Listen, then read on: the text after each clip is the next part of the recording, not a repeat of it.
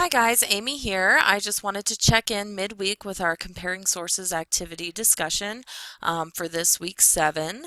I think you guys are doing a really good job with this so far, especially considering that this is kind of a transition week and we're just getting our feet wet with some of this material. So I thought you brought up some really interesting things to say. I wanted to pull out some examples of that, and then I have just a few other things that I want to point out today. I wanted to start by pulling out some of the good answers that I saw to the actual questions that you were responding to in the instructions for this week. I'm sorry that the numbers got a little messed up over here on the left side, but really your primary goals were to answer the questions about how the two types of searches differ and what is being searched in each case, then to try out one of these searches and answer the question about if what were the types of sources that you found, which of these sources might be worth exploring, etc. And then to try the same search in the database and then answer these questions about how these sources differ and that kind of thing. So I'm going to pull out some of the good thinking that I saw you guys doing in response to those three main prompts within this activity.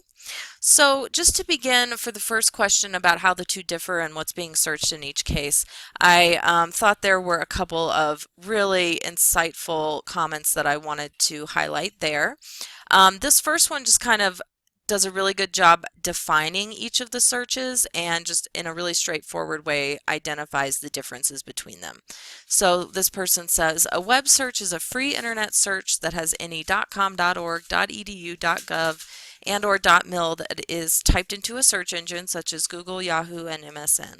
An example of a licensed database is our college library. We're able to access thousands of periodicals and electronically stored electronically stored print copies of periodical sources through the EBSCO host or ProQuest databases that are available. Usually a password is needed for access because of the large annual fees paid by the library.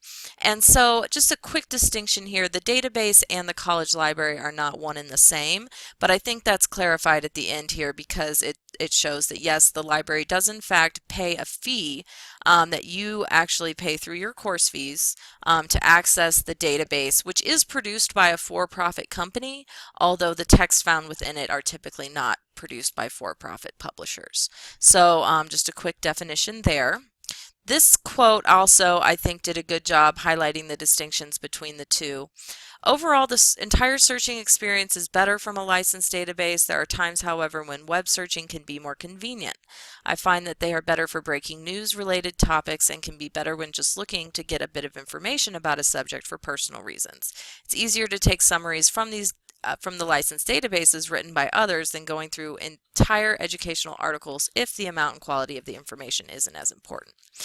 And so I do think this highlights that there are strengths and weaknesses to both, and there are times when you'll want to search online in just a free access search, and there are times when you'll want to search a licensed database, especially depending on where you are in regards to your research process. If you are just trying to get some background information or expand your basic understanding of a topic, a web search might be more accessible to you. And then once you have a pretty good foundation for your understanding, you can then go to the database and search for much more specific information there.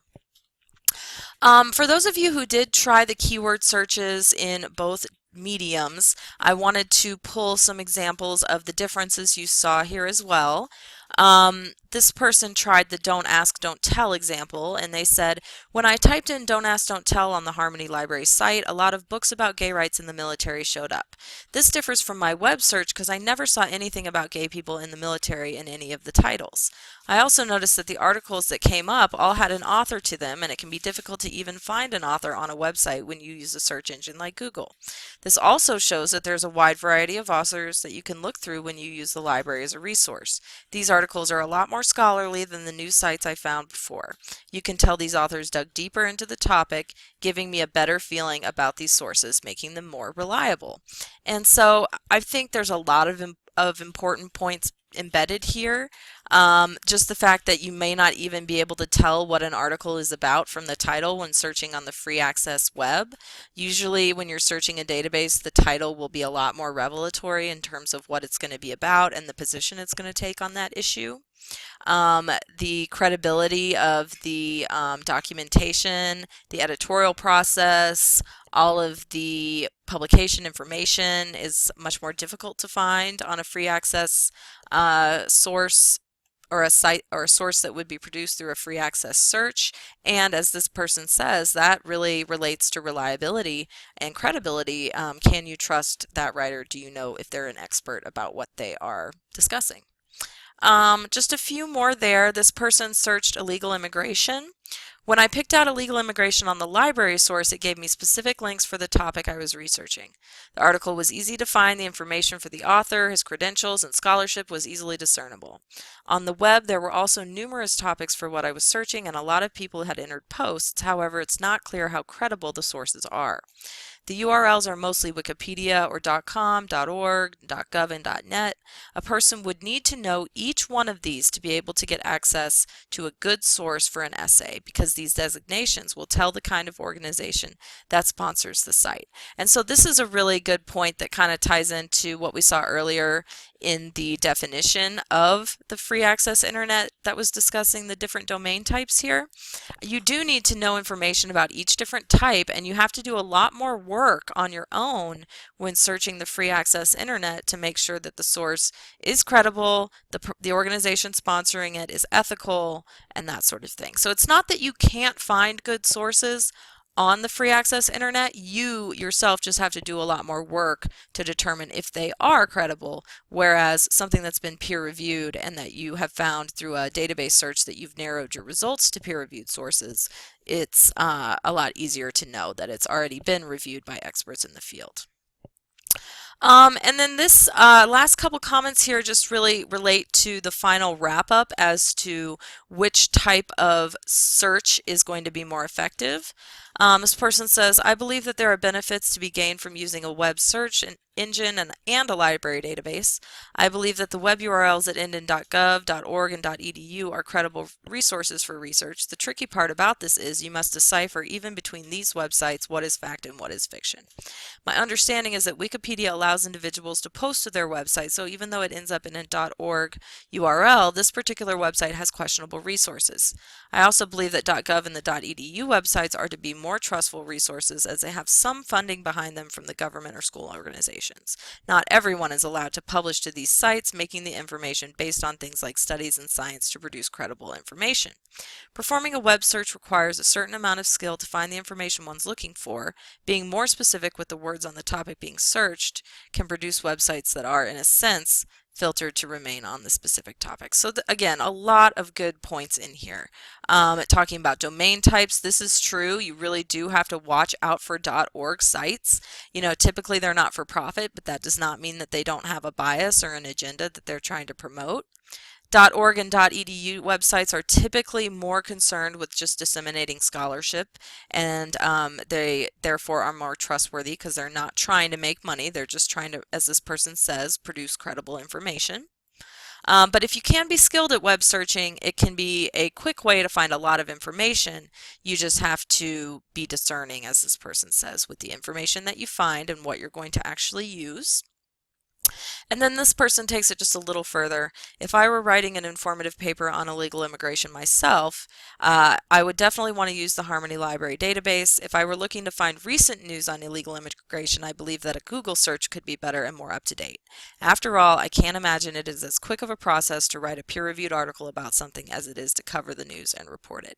This is so right on. It's true. This is the best part about the internet and the amount of access to information we have today, is that we can get really, really timely, up-to-date, very current information quickly.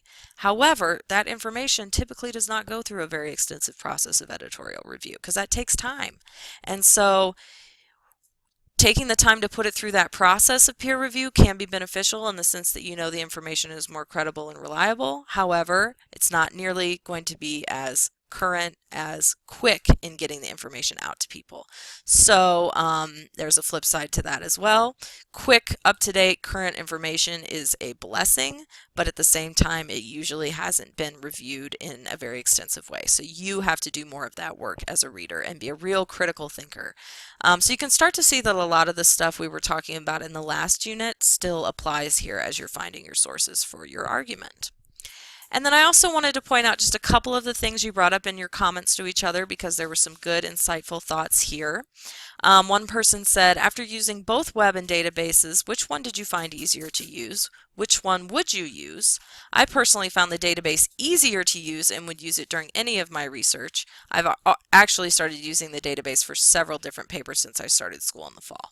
I thought this was interesting because typically we think of the databases as requiring more work, but in a lot of ways they're actually easier because you can put in more information, you can put it in a more specific way, the search engine understands you a lot better, and so it can find your sources a lot more quickly and find better sources that are more targeted to what you're looking for. So even though it may not seem easier on the surface, I think in terms of actually producing good sources for you, it is easier. But that's not to say that there aren't some times when a web search is appropriate too.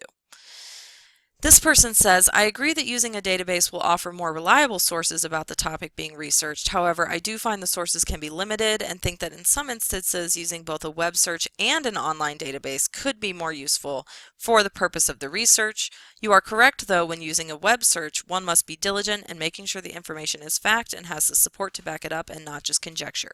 How do you think that one would go about making sure that a website offered through a web search could make sure the information is credible? This is a great question, and it's one that you guys are all going to have to answer for yourselves. How are you going to know that the sources you find in a web search are providing information to you that is credible?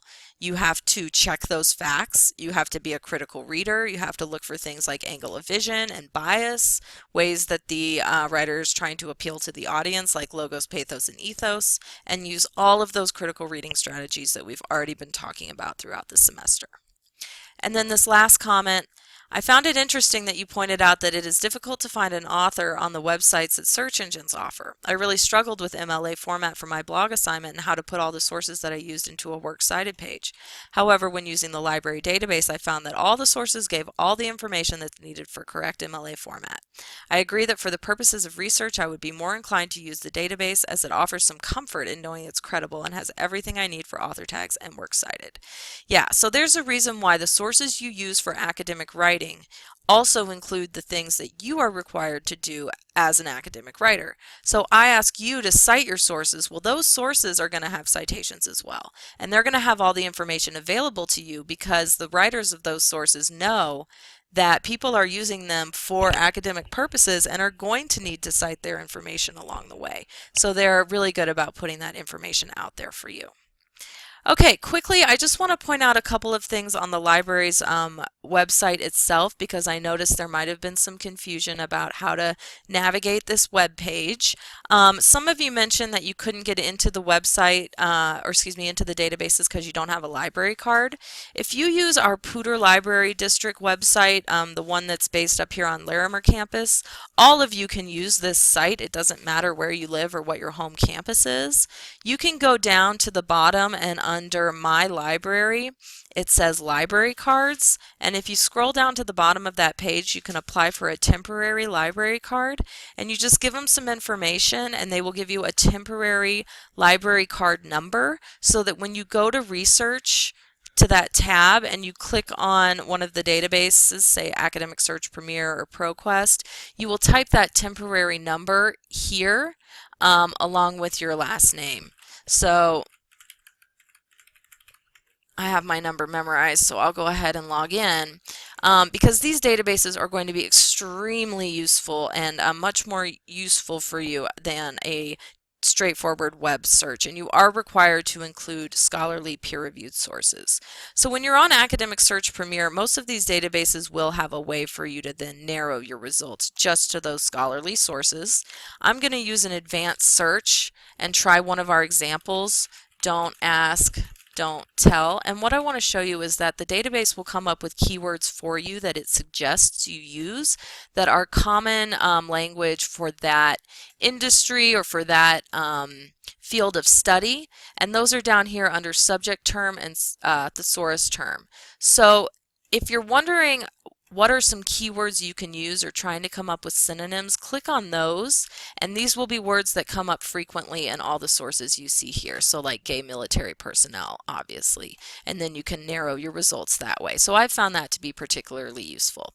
If you have any other questions, please just let me know.